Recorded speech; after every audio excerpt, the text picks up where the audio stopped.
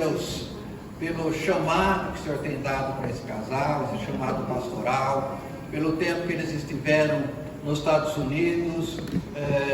Cremos que o Senhor acrescentou muito nesse chamado, nos dons que o Senhor já tinha concedido para eles, e nós agradecemos por um momento tão bom para a nossa família em especial, mas para a nossa família espiritual também.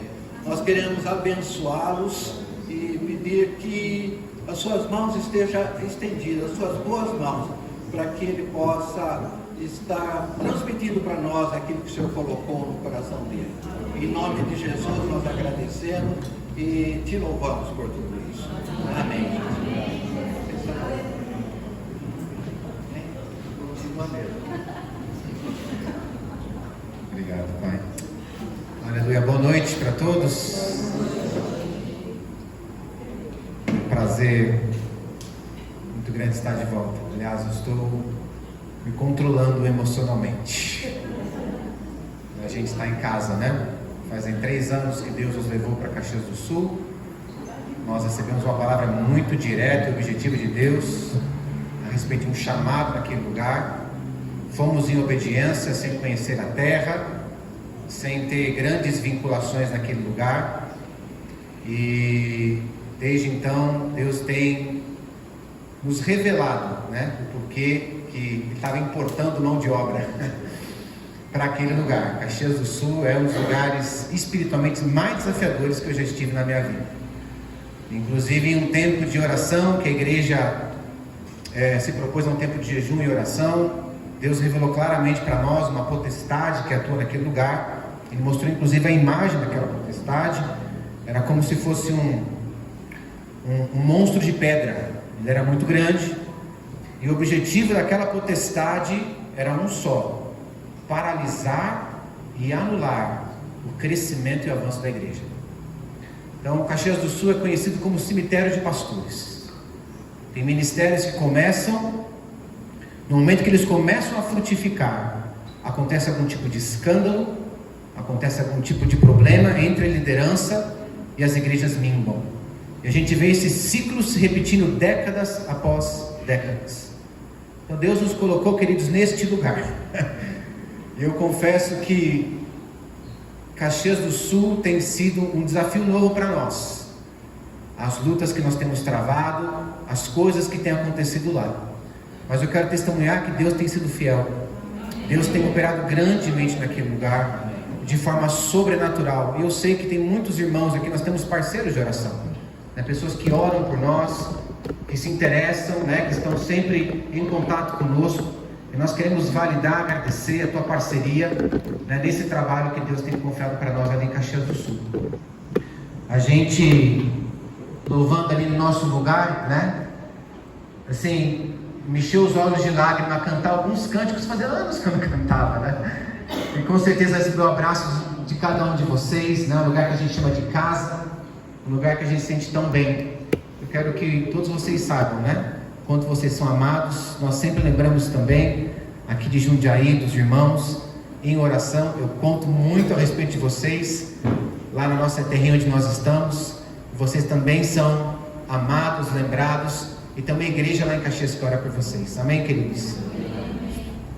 Deus tem colocado uma palavra no meu coração. Eu quero ser bem breve, porque nós temos ainda algumas etapas, né, para serem cumpridas essa noite. Mas eu entendo que essa palavra, ela é uma palavra muito característica a um povo que vai viver os últimos dias, né? Um povo que está enfrentando de fato o que nós entendemos que é o espírito do anticristo. Eu entendo que o anticristo, ele tem 3 tipos de manifestação. Eu creio que o anticristo, ele é um sistema, o anticristo é um espírito, e o anticristo será uma pessoa. Eu entendo que são essas 3 coisas. E um dia nós teremos a pessoa física do anticristo, mas eu entendo que o espírito do anticristo já está atuando no nosso meio. É um espírito que justamente visa barrar o avanço do evangelho, visa minar a igreja, visa nos atacar. Então eu tenho entendido que nós como igreja precisamos discernir os dias que estamos vivendo, precisamos entender quem são os nossos inimigos espirituais, E certamente precisamos estar bem posicionados, estrategicamente entendendo o nosso lugar. E Deus colocou no meu coração, algum tempo atrás, alguns meses atrás, essa expressão. Quando Ele me deu a expressão, eu não entendi o que Ele queria dizer. Mas depois eu fui gradativamente permitindo que o Espírito Santo fosse me revelando essa expressão. A expressão que Ele me deu é batismo de ousadia. Eu falei: Deus, o que o Senhor está dizendo? O que o Senhor quer dizer quando o Senhor fala sobre um tempo em que nós passaremos por um batismo de ousadia? Então a mensagem que eu quero repartir com vocês nessa noite é aquilo que o Senhor foi falando ao meu coração sobre essa pergunta. O que é um batismo de ousadia? E por que o batismo de ousadia é uma característica dos últimos dias para o povo de Deus? Então eu queria fazer uso de uma história que está lá no Velho Testamento, uma história conhecida e que certamente tem alguns princípios e algumas chaves que eu gostaria de ativar com os irmãos aqui nessa noite. Se você está com a sua Bíblia e quiser me acompanhar, eu vou estar lendo a partir de 2 Reis, no capítulo 7, no versículo... Obrigado.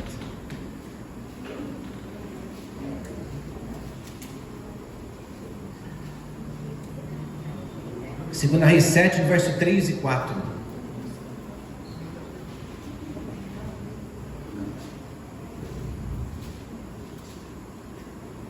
Diz assim: 4 homens leprosos estavam à entrada da porta, os quais disseram uns aos outros: por que ficamos nós sentados aqui até morrermos?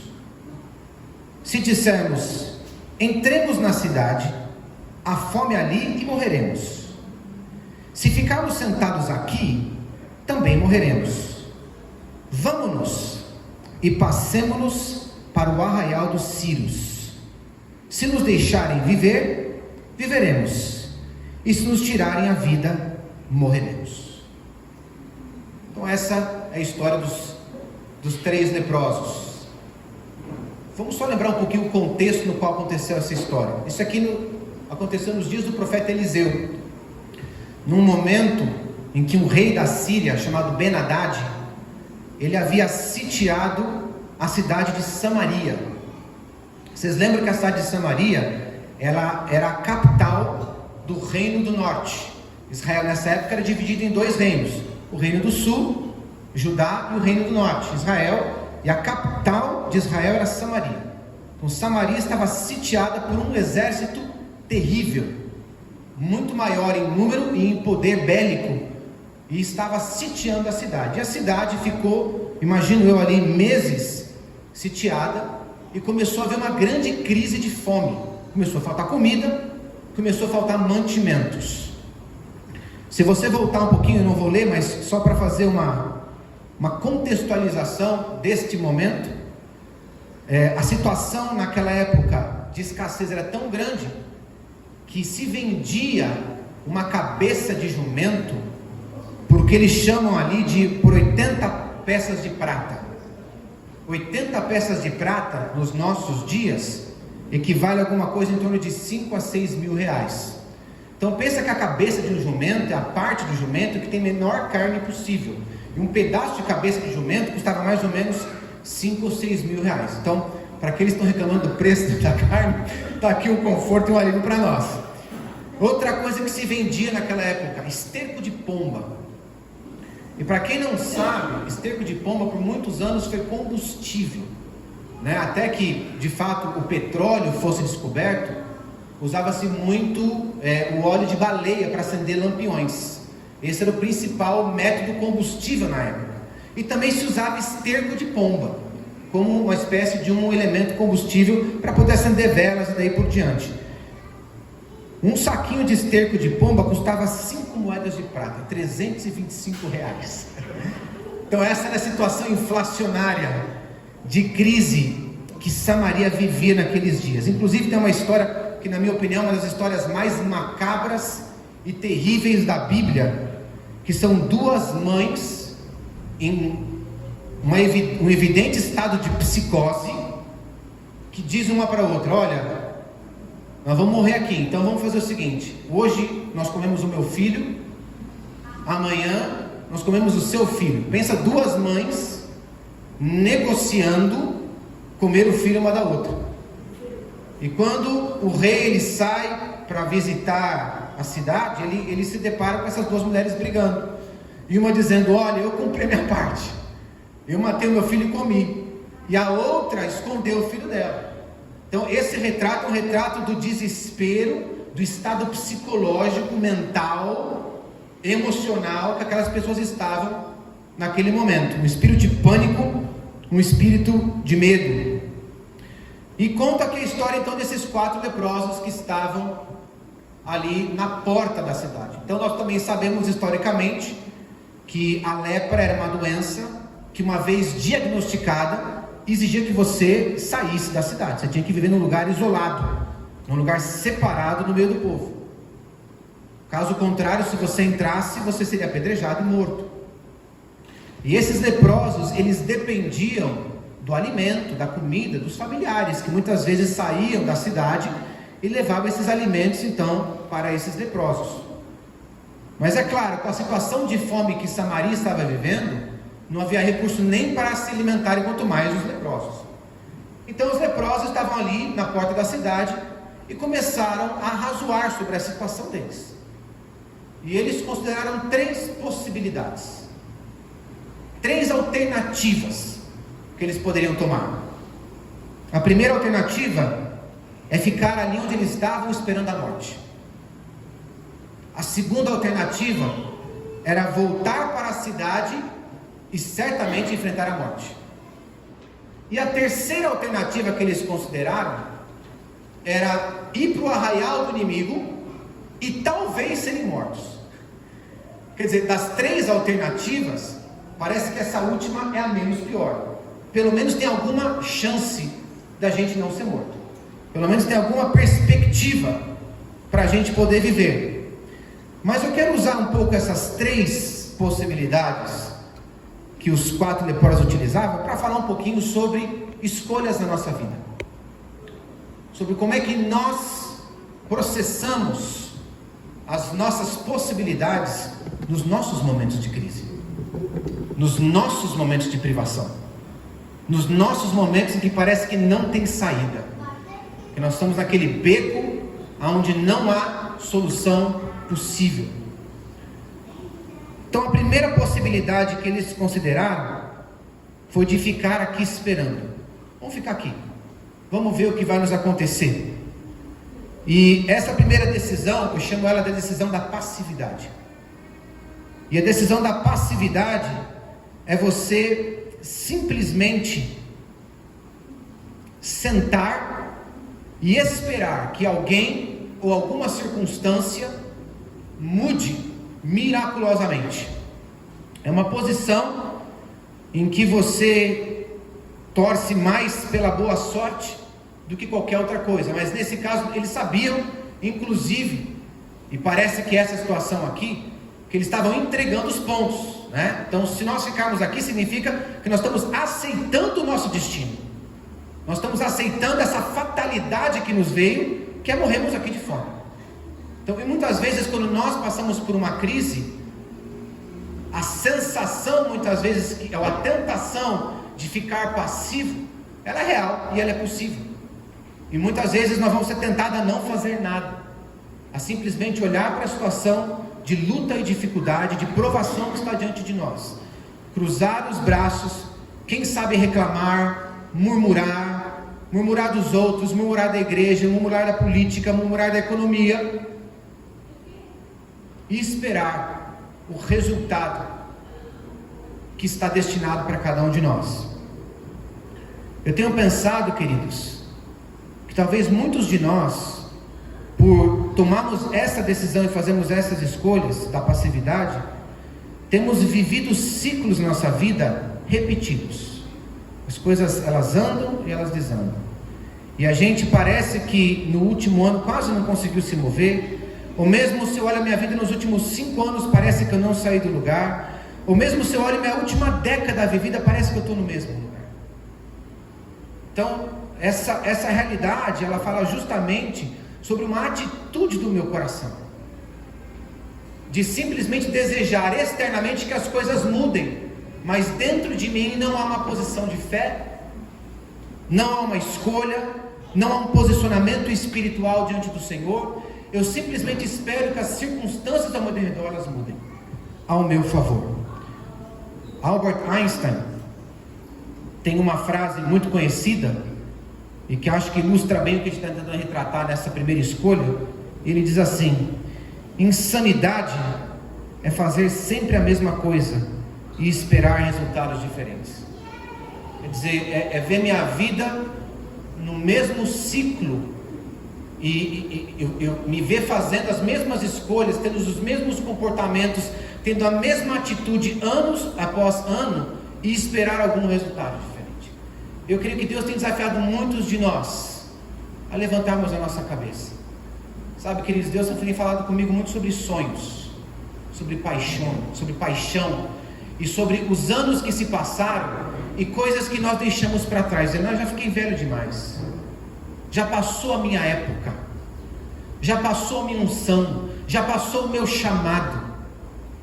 E muitas vezes nós aceitamos a nossa situação de maneira passiva, como se fosse uma sentença de morte que a gente assume como nossa, e a gente parece que aceita essa sentença passivamente, esperando quem sabe alguma coisa melhor. Então eu quero falar sobre essa primeira escolha, essa primeira possibilidade que foi arrazoada pelos leprosos, e lembrar, queridos, de que Deus colocou dentro de você uma ousadia. Amém. Deus colocou em você um espírito de coragem. Amém. Como um filho de Deus, você tem a eternidade dentro de você. Você tem um Deus e você é feito à imagem dele. Deus é um ser ilimitado, e porque você é feito à imagem dele, você tem a possibilidade do limitado nele. Quando Paulo fala lá em Efésios capítulo 6, 19, que ele pede oração pela igreja, ele fala assim: orem também por mim, para que quando eu falar a mensagem, fale destemidamente. E eu entendo que o nosso chamamento como povo de Deus é para andarmos de forma destemida. E o que é de forma destemida? É a ausência completa do medo? É não considerar os riscos à nossa volta? É claro que não. Mas é andar por fé, é crer que aquele que me chamou é maior do que as minhas próprias circunstâncias. Então eu não coloco os meus olhos no tamanho das ondas e do mar, mas eu coloco os meus olhos naquele que está me chamando para sair do barco, porque Ele é poderoso para fazer infinitamente mais do que tudo aquilo que nós cremos, pedimos ou pensamos. E esse certamente é o chamamento do Senhor Jesus para a tua vida e para a minha vida. Mas eu quero falar sobre a segunda possibilidade que esses leprosos consideraram. A primeira foi qual? De ficar aonde estavam. Que significa o quê? Passividade. Amém? Estamos juntos? Amém. Qual que é a segunda possibilidade que esses leprosos consideraram? Vamos voltar para a cidade. E isso me remete também é uma decisão, uma escolha que muitas vezes nós arrasamos e pensamos: vamos voltar para trás, vamos voltar para as coisas como elas eram no passado, vamos resgatar aquele passado nostálgico que nós tínhamos, por melhor que ele seja, por mais agradável, esse desejo de voltar atrás, de fazer um retrocesso. E muitas vezes, queridos, voltar até a coisas que Deus já nos libertou, vícios, comportamentos, rompantes emocionais, voltar a viver coisas que Deus já me curou, que Deus já tratou na minha vida, que Deus já me libertou. E muitas vezes no momento da crise, no momento do desespero, é esse recurso que eu vou recorrer, aquilo que eu conheço, é aquilo que eu sei. Esse é o Arnaldo que eu conheço. Esse é o Arnaldo que eu me sinto confortável, o Arnaldo que age, que pensa desta maneira. E muitas vezes, quando nós estamos diante de um desafio, nós estamos diante de um obstáculo, nós somos tentados a voltar para trás, a retroceder, ainda que a gente tenha certeza que esse é um lugar de morte. Justamente foi essa a consideração que esses leprosos fizeram. Voltar para a cidade é morte certa. Nós vamos ser apedrejados. Nós vamos sofrer uma consequência se nós voltarmos para trás. E muitas vezes, queridos, o medo, grava bem isso, anota isso. O medo nos faz tomar decisões irracionais. Muitas vezes porque nós estamos tomados por um pânico interior, tomados por um medo. Nós queremos voltar para aquilo que é conhecido, nós queremos voltar para aquilo que é confortável, nós queremos voltar para aquilo que é nossa zona de conforto. Mas não é esse o lugar que Deus te chamou para estar. Querido, quando nós começamos uma aventura com Jesus, o único caminho é para frente. Diga assim, para frente. Esse é o seu destino. Esse é o seu chamado no Senhor. Nós somos o povo de Deus, chamados para marchar. Mas Arnaldo, tem um muro diante da gente. Então vamos bradar que nem Josué bradou na frente de Jericó, das muralhas de Jericó, e esperar as muralhas ruírem. Vamos confrontar Golias, que nem Davi esteve diante de Golias e falar: você vem aí com laço, com lança, mas eu vou contigo em nome do Senhor dos Exércitos. Queridos, nós somos talvez pequenos para enfrentar os gigantes que estão diante de nós, mas não esqueça o tamanho do teu Deus. Não esqueça que Ele é o Todo-Poderoso e que Ele ama profundamente a tua vida, que Ele é por você, que Ele luta por você. Não há motivo para você retroceder. Lembra da mulher de Ló, que olhou para trás e retrocedeu. E nós somos tentados em muitos momentos a retroceder, a ficar preso nos laços antigos, enquanto Deus está falando: é tempo novo, eu estou fazendo coisa nova. É tempo de avançar, é tempo de ser ousado, é tempo de entrar no desconhecido, é tempo de ficar desconfortável, porque quando você entra numa área que é nova, traz desconforto, é da natureza humana. Quando a gente faz alguma coisa que a gente nunca fez, a gente fica desconfortável, é natural, é parte do processo, mas é melhor obedecer. Assim como Noé não fazia ideia o que era uma arca, não fazia ideia o que era chuva, ele obedeceu a voz do Senhor. Ele foi obediente, ele foi fiel. Você pode não entender exatamente o contexto das coisas que estão ao seu redor, mas confie na palavra de Deus. Confie naquilo que Deus colocou no seu coração e na visão que Ele tem posto sobre a tua vida. Provérbios 29, 25 diz assim: o medo do homem traz um laço. O medo do homem traz um laço, mas quem confia em Jeová está seguro. Não ceda ao medo, não faça parceria com o medo. Quando você faz parceria com o medo, você empodera o mentiroso que está por trás do medo. Satanás, ele quer te prender com mentiras, ele quer plantar uma semente de medo no seu coração, porque o grande objetivo dele, querido, é te paralisar. Se ele conseguir paralisar você, ele cumpriu o seu papel. Ele não precisa te destruir nada, só deixa o cara parado, simplesmente quieto no lugar dele. E muitas vezes nós, com medo, tomamos essa posição, ou retrocedemos. Então a primeira possibilidade, qual foi? Ficar onde nós estamos, passividade. A segunda possibilidade, retroceder, voltar atrás, ambas resultando em morte. Mas tem uma terceira opção, diga glória a Deus. A terceira opção é fazer algo que ninguém pensou. A terceira opção é correr riscos. A terceira opção, às vezes, é colocar tudo em jogo. A sua reputação, seus bens e recursos, seu tempo, seus anos, é correr riscos. E andar com Jesus, de certa forma, é uma aventura, irmãos.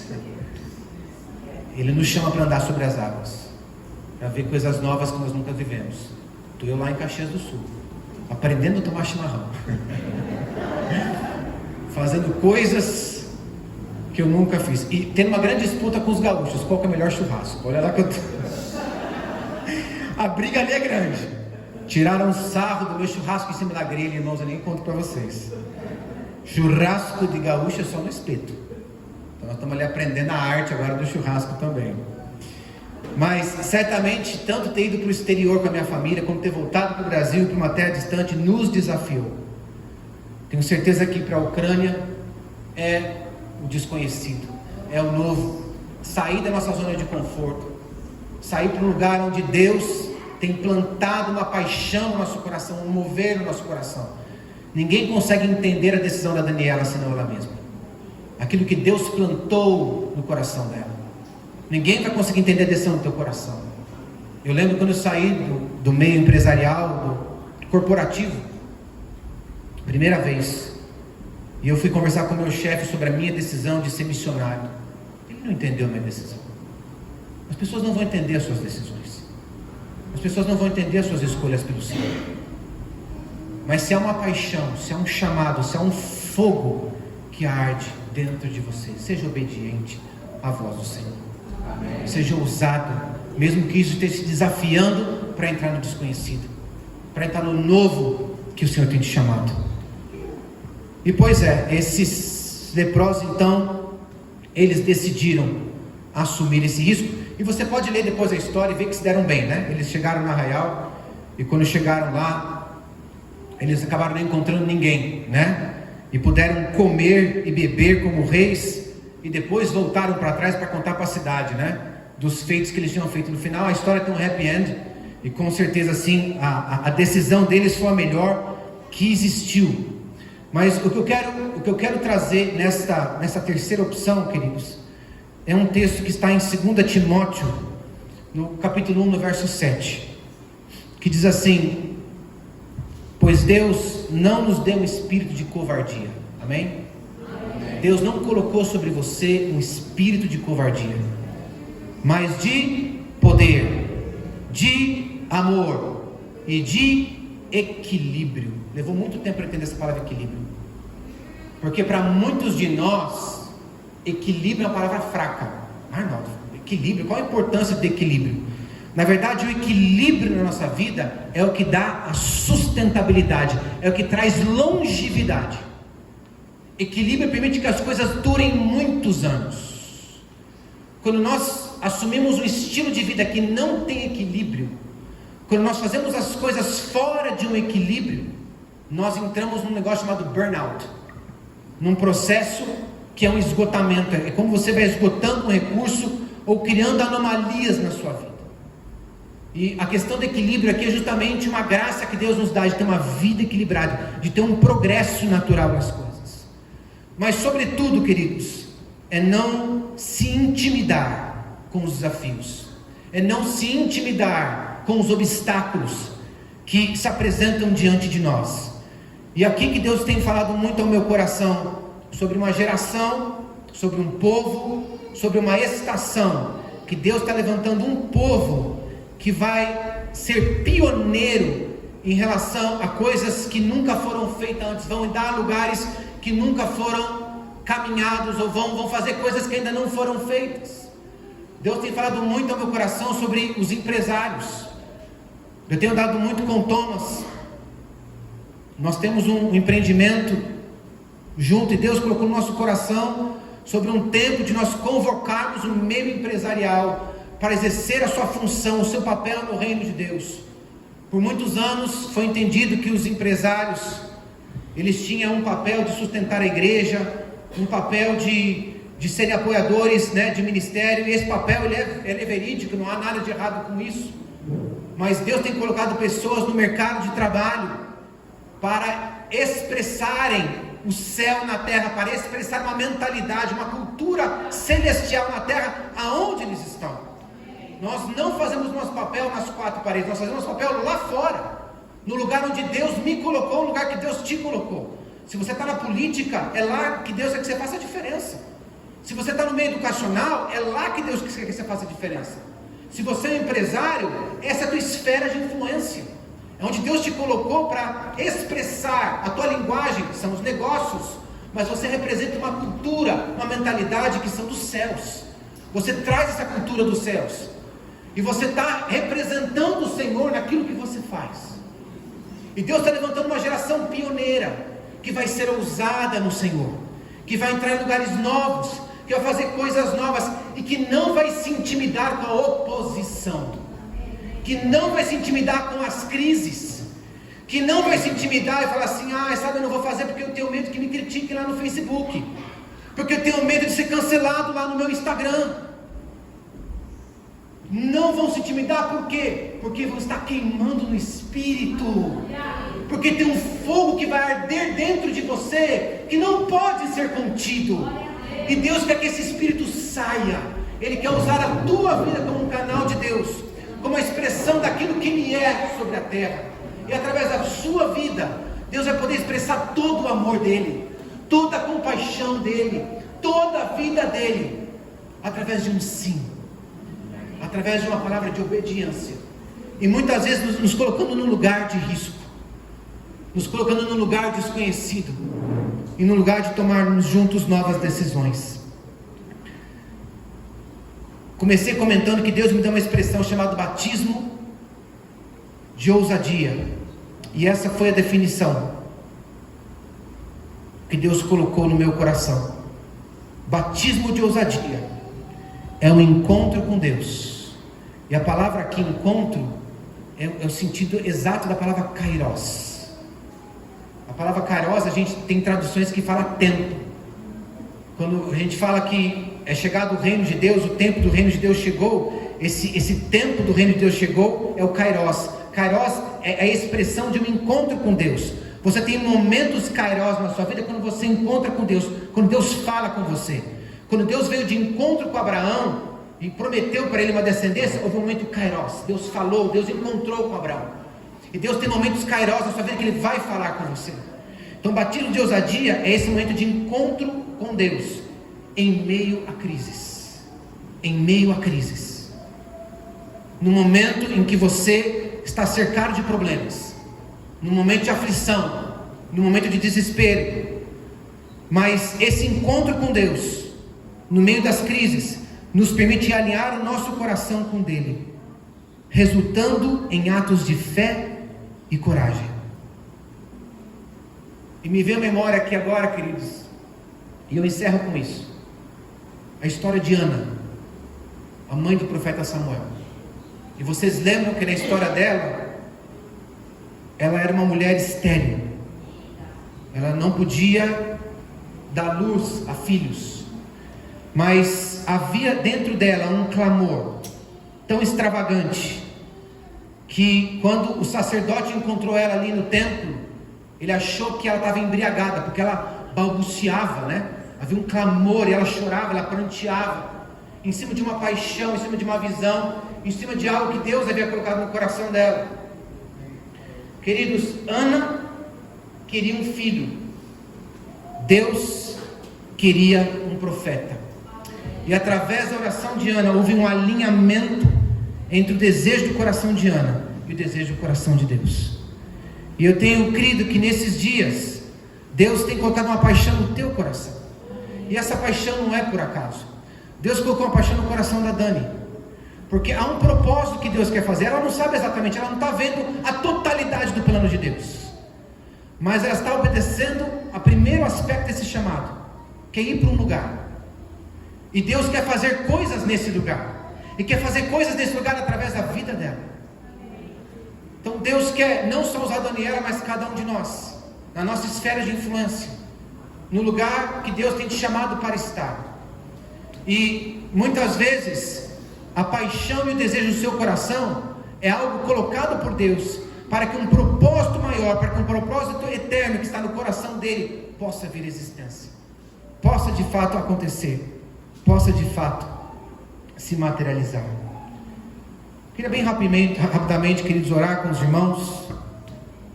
Eu sinto assim no meu coração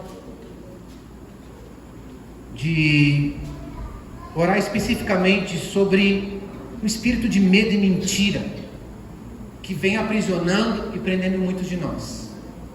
Eu vou pedir para você fechar um pouquinho os teus olhos e abaixar um pouquinho a sua cabeça.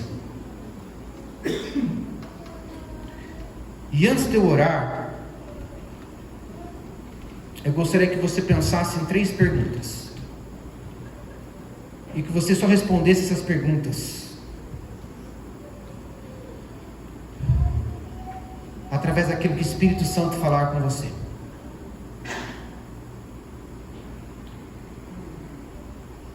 Talvez ainda melhor, faça essas perguntas para o Espírito Santo responder. Pergunte assim para o Espírito Santo: Espírito Santo, qual foi a mentira que eu permiti que entrasse na minha vida? Revela no meu coração hoje, se eu dei espaço, se eu permiti que alguma mentira entrasse no meu coração.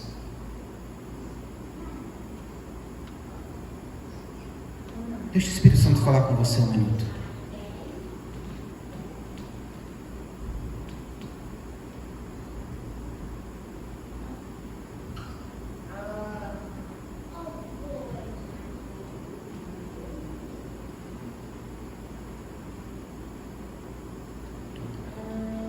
Faça uma outra pergunta para o Espírito Santo. Diga assim: Espírito Santo, como é que essa mentira tem invalidado a minha identidade e o meu propósito?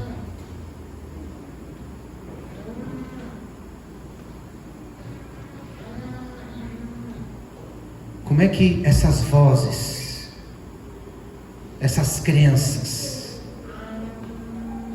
esses pensamentos sabotadores têm invalidado quem eu sou e aquilo que eu sou chamado para fazer?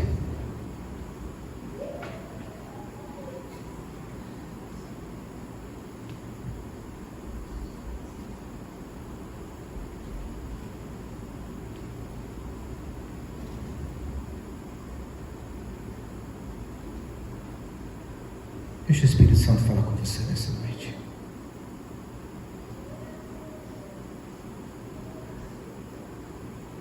Se você puder nessa hora, coloca a mão sobre o teu coração e repita essas palavras comigo. Em nome de Jesus, eu renuncio toda mentira que tem entrado no meu coração e na minha vida a respeito de quem eu sou e a respeito do meu chamado.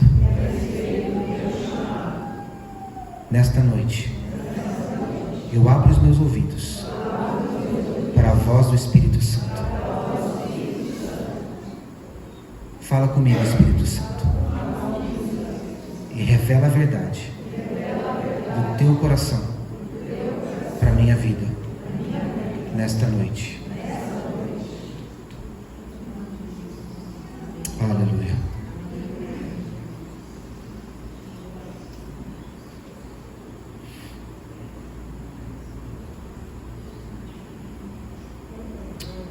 Eu creio que vai chegar um tempo de nós considerarmos juntos as coisas improváveis, queridos. De nós realmente entrarmos em coisas novas e sobrenaturais e lindas que Deus tem preparado para mim e para você. Amém? Graças a Deus. Amém. Nós vamos tomar a ceia.